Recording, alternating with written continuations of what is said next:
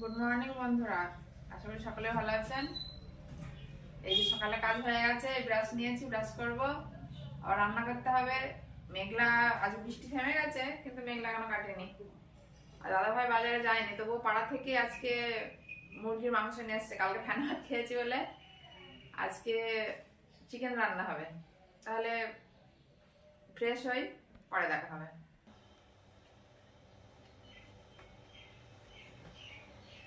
Fresh হয়ে ঘরে চলে এসেছি, আর আগে দুটো ভাত বসিয়ে দিয়েছি।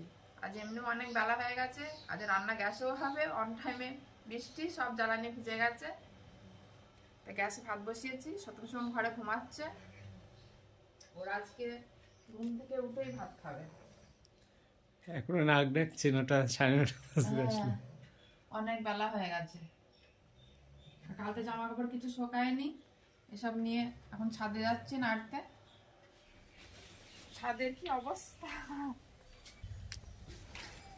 একদম ভিজে। বাইরে ছাদের উপর নাড়লে তো একটু শুকাবে। হাওয়া নিচে হাওয়াও লাগছে না, কবে রোদ হবে কে জানে।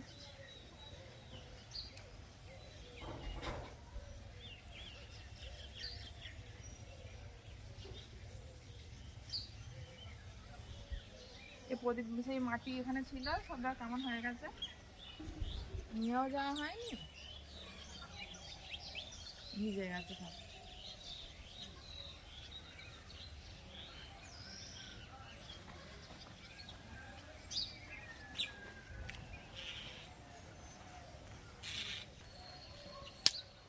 নাড়া হয়ে গেল, ছাদটা ঝাড় দিতে হবে। আজকে আর হবে না, বৃষ্টিটা থামুক, আবার হবে কি ঠিক নেই। রোদের ছাদটা ঝাড় দিতে হবে।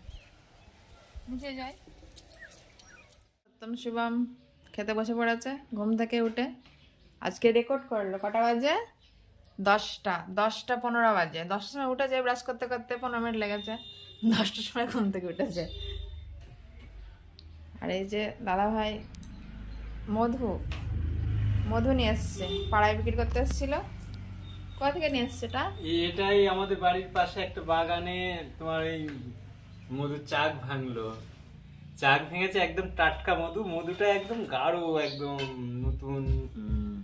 কেবল ভেঙে বালতি করে নিয়ে এসছে। ওখান থেকে নেবো বলেছিলাম 1 কেজি, ওরা জোর করেই দিল 3 কেজি মধু দিয়েছে।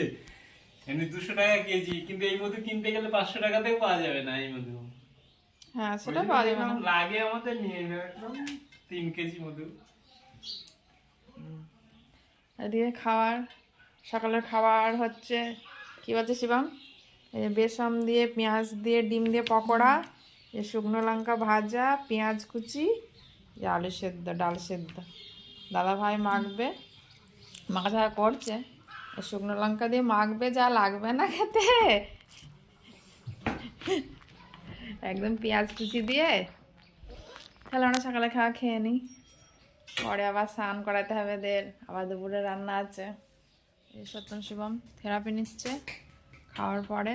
আজকে বেলায় নিচ্ছে, ঠান্ডার মধ্যে ঘুরে বেড়াবে, ওই জন্য আমি থেরাপিটা নিক। আর আমারও কাজ হয়নি, আজকে কিছু কাচাকুচি করবো। এই যে সত্যম গাছ থেকে এটা ফেলে দিয়েছে, ওর নেওয়ার ইচ্ছা নাই। ঠান্ডায় পিছনে পিছনে ঘুরছে বলে আমাদের থেরাপি নিক, পরে স্নান করাচ্ছি। আর জামা কাপড় আজকে কিছু কেচে নেবো, রোদ্দুর হলে তো এক গাদা কাচতেই হবে। আজ কটা কেচে নিই। বেড কাভারে সব কেমন যেন, বৃষ্টির পরে যেমন কেমন যেন একটা কেমন গন্ধ কেমন যেন লাগছে। ওই জন্য আমার যে কেচে ছাদে দিয়ে আসি, তখন রোদ্দুর হলে তখন সব কাচতে হবে, বাইরে সব কাঁথা কাপড় রোদ্রে দিতে হবে, অনেক কাজ হবে। যে ভালোই রোদ বেরিয়ে গেছে, সূর্যটা চোখে লাগছে, সূর্য দেখা যাচ্ছে না।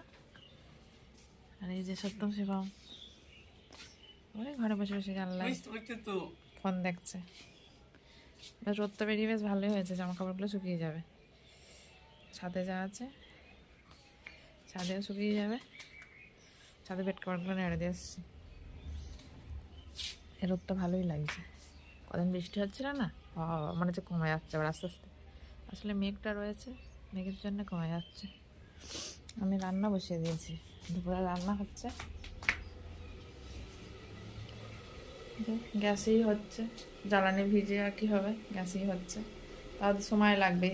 এই পাশেরটা সেই ছোট গ্যাস এরিয়ে ছোট, তার মানে একদিকে বড় থাকে একদিকে ছোট থাকে, তো ওই জন্য আঁচটা একটু কম লাগছে। এখন চাটনি হচ্ছে, এই যে মাংস লবণ হলুদ তেল দিয়ে মাখানো আছে, সব মশলা সব রেডি করে নিয়েছি। এই যে রান্না কমপ্লিট, দুপুরের মেনু রেডি, মুরগির মাংস আর টমেটোর চাটনি খেজুর দিয়ে। দাদা ভাই বাড়ি আসলে খাওয়া দাওয়া হবে, মাঠে আছে। ছাদে চলে আসলাম জামা কাপড় আবার নাড়তে, আর এই শুকনো এগুলো বেড কভার এগুলো নিয়ে যাবে তুলে। সত্যম শিবমও চলে এসছে পিছনে পিছনে। কি হলো? এগুলো সব শুকিয়ে গেছে, সকালে কেঁদেছিলাম তাই সব শুকিয়ে গেছে। এগুলো সব নিয়ে এসছি, এগুলো সব নাড়বো। এ বাবু কোন দিকে যাচ্ছিস? দাঁড়া দাঁড়া দাঁড়া দাঁড়া, বসে লাই, এগুলো সব তুলে নেবো, বসে লাই, আস্তে, হাসাহাসি করা না।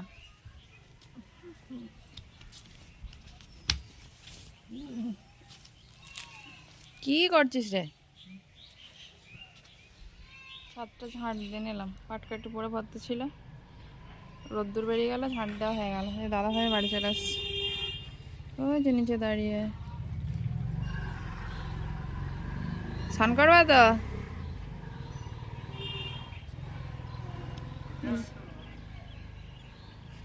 এই তো যাচ্ছি।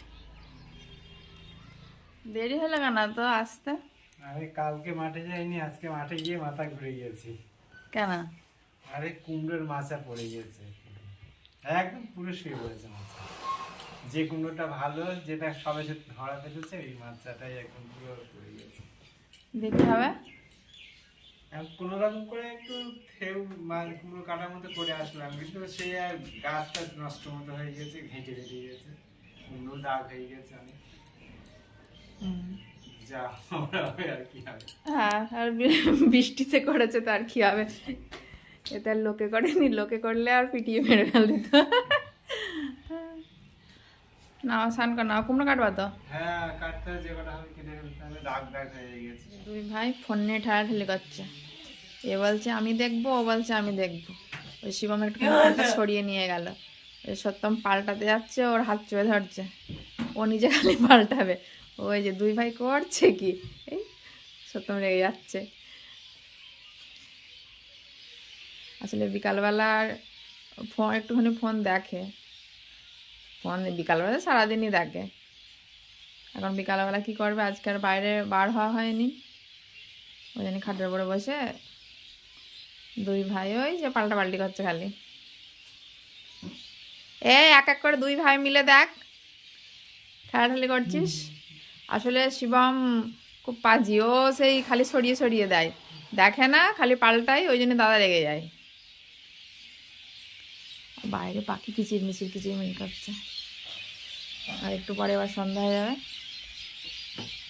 পাখি ডাকছে বাইরে। পিছনে সব ঘাস বেরিয়ে গেছে, পিছনটা ওর একদিন পরিষ্কার করতে হবে।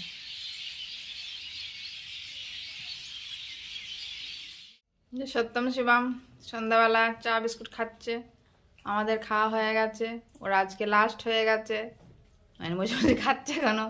আর ওই যে দাদা ভাই বেচারি আজকে মাজা একেবারে গেছে, থেরাপি নিচ্ছে। কুমড়োর মাচা পড়ে গিয়েছিল না আজকে, কালকে রাত্রে পড়েছে, রাত্রে মানে 2টা-2:30টার দিকে খাওয়া হয়েছিল, তখনই পড়ে গেছে।